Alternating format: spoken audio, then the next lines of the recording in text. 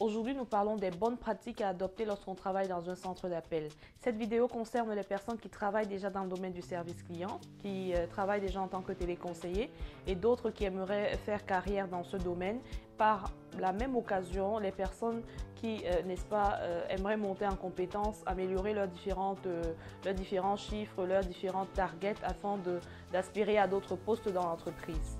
Et sans toutefois oublier les différentes personnes qui ont des échanges au quotidien avec les différents téléconseillers, dont les clients, de sorte que vous puissiez mieux savoir ce à quoi les différents téléconseillers font face, les différentes charges qui sont attribuées aux téléconseillers et mieux comprendre les raisons des différents échanges et peut-être améliorer vos échanges lors des prochaines conversations. Alors si vous vous retrouvez dans l'une des différentes catégories citées, n'hésitez pas de regarder la vidéo jusqu'à la fin, n'hésitez pas de liker et surtout de vous abonner à ma chaîne, c'est gratuit. La suite c'est dans quelques instants.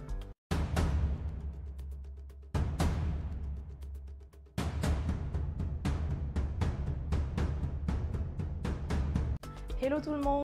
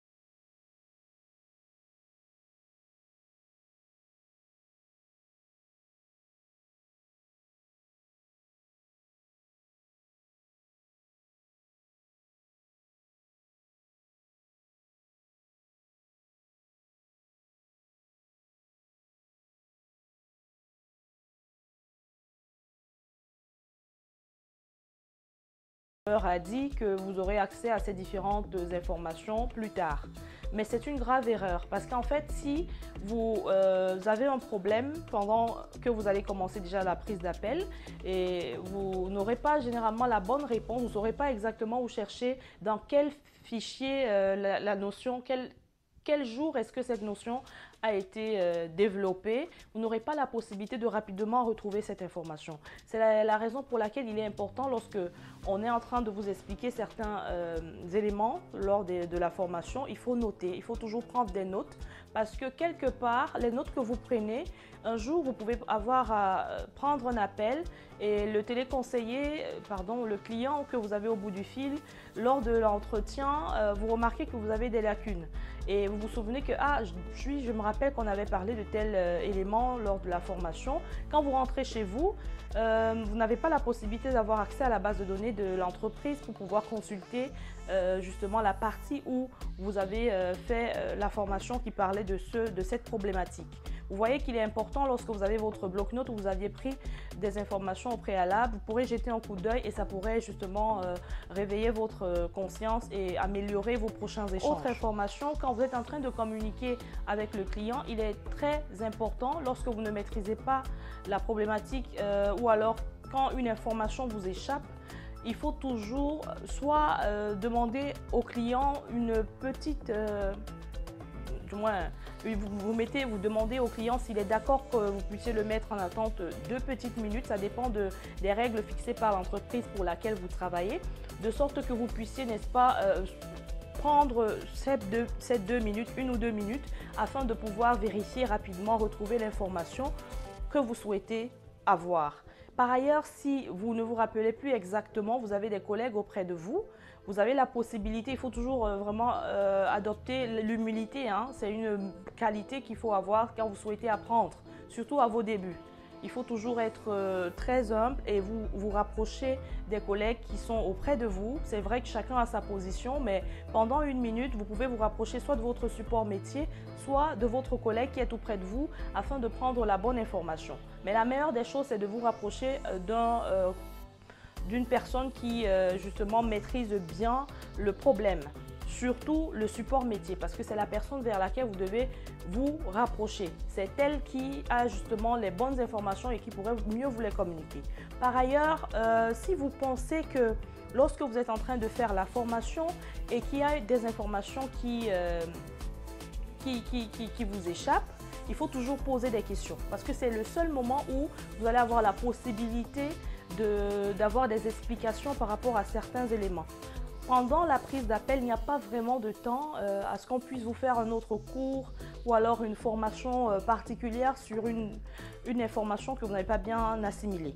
Vous voyez ce que je veux dire? Donc, il faut vraiment profiter au maximum lorsque vous êtes encore en formation, de mieux comprendre les choses, d'être vraiment enthousiaste, d'être justement curieux afin de pouvoir mieux asseoir certaines compétences qui pourraient et qui vont vraiment vous être très utiles lors de la prise d'appel. Après la formation, généralement, il y a une autre étape, une autre sorte de formation, on l'appelle généralement le on-the-job training. Et là, vous êtes appelé à, vous prenez des appels et pendant cette prise d'appel, sincèrement, il ne faut pas trop vous focaliser sur la résolution du problème. Pendant cette étape, il faut surtout asseoir les différentes règles de communication avec le client. Parce que là, pour certains surtout qui n'ont pas encore d'expérience dans ce domaine, il ne sera pas facile de retenir le vocabulaire à utiliser. Donc, il faut déjà commencer à vous familiariser sur ce côté-là. Et surtout suivre le process. Parce qu'à un moment donné, lorsque vous avez déjà identifié le client, il y a, n'est-ce pas, le traitement de sa demande qui doit suivre, qui doit s'enchaîner. Et pour cela, il vous est souvent recommandé à utiliser certains logiciels de l'entreprise qui sont justement dédiés pour le traitement de la demande du client, où vous allez retrouver beaucoup de questions que vous allez suivre, mais pas nécessairement posées telles qu'elles se présentent devant vous, de les reformuler, de sorte que le client ne se sente pas comme si il était en train de communiquer avec un robot. Donc, il sera très important de mieux asseoir pendant la période de prise d'appel de départ, donc le on-the-job training, pendant cette période-là, d'asseoir justement les bonnes règles de GRC, donc de gestion de la relation client surtout, et le traitement d'appel, l'expertise même viendra avec le temps. Si vous avez déjà vraiment réussi l'appel en ce qui concerne le respect de la grille d'appel, les différentes étapes d'un appel, jusqu'à, n'est-ce pas, la prise de congé, ce serait vraiment super pour un débutant. Avant cela, même déjà, il y a une autre étape qui est surtout la double écoute. Cette étape, il faut être très vigilant. En fait, c'est le seul moment où vous n'êtes pas encore à l'action, mais on vous donne la possibilité d'écouter ce que le client est en train de dire à votre collègue. Et par la suite, vous devez vous-même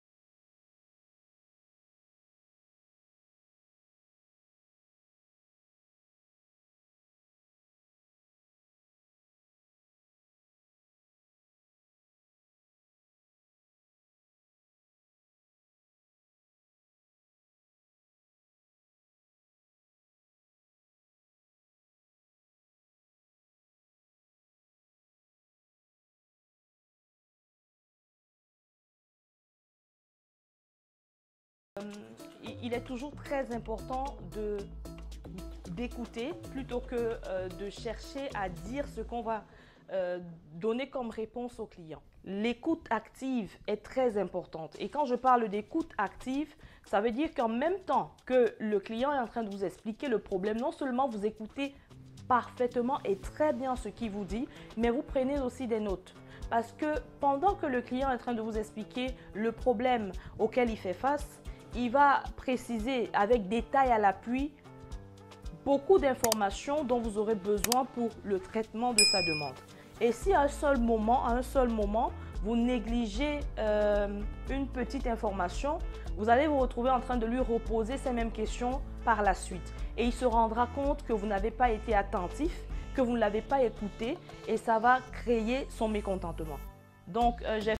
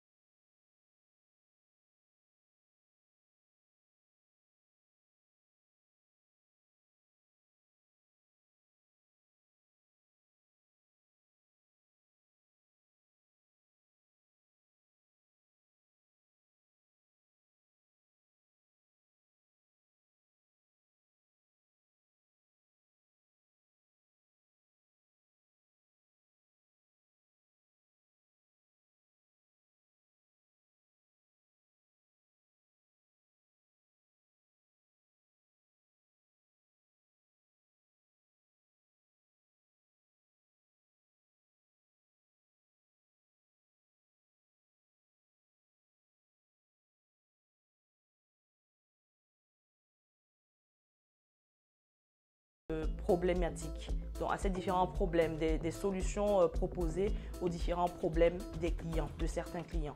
Donc, ça vous permettra justement de de vous imprégner aussi chaque fois de nouvelles problématiques sans toutefois être directement avec le client. Et lorsque vous l'avez au bout du fil, ça ira plus vite. Je reviens sur la formation. Lorsque vous êtes en formation, il faut également bien noter où est-ce qu'on trouve quelle information. Parce qu'il y a beaucoup de logiciels qu'on va vous présenter. Le logiciel, je ne vais pas citer les noms, le premier logiciel, il sert surtout à identifier le client, à vérifier si toutes ces informations sont correctes. Le deuxième, il permet de vérifier les différents équipements du client à domicile. Et le troisième, il permet de voir si justement les différents mails du client fonctionnent correctement ou pas. Le quatrième permet de la prise en main à distance de son équipement à domicile. Vous voyez que si vous n'avez pas bien retenu que c'est tel équipement, c'est tel logiciel qui fait telle manipulation, à un moment donné, vous allez être perdu. Il faut aussi prendre ces différentes notes pour pouvoir, même chez vous, de temps en temps, regarder où est-ce que vous pouvez trouver quelle information.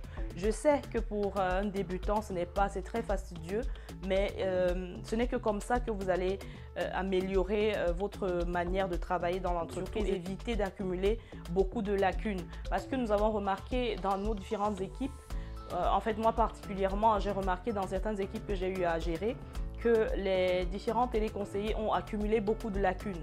Et ces différentes lacunes ne peuvent pas s'effacer en un laps de temps.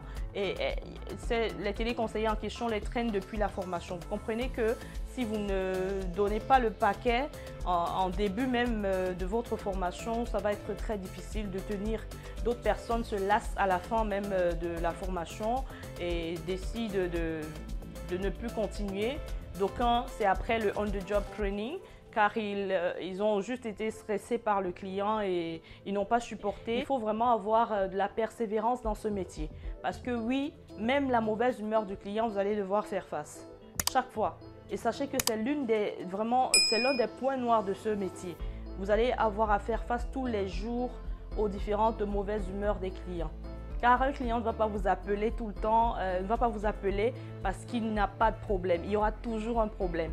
Maintenant, qui dépend, chaque client vient avec son humeur. D'aucuns sont calmes, mais d'autres très grincheux, très mécontents, très agressifs, autoritaires et bien d'autres. Donc voilà, beaucoup de patience. Et comme je parle également de la patience, ce sont des qualités d'un bon téléconseiller. Je vais vous laisser le lien de l'une de mes vidéos où j'ai parlé des qualités d'un bon téléconseiller. Car ces différentes qualités sont très importantes pour une permanence téléphonique.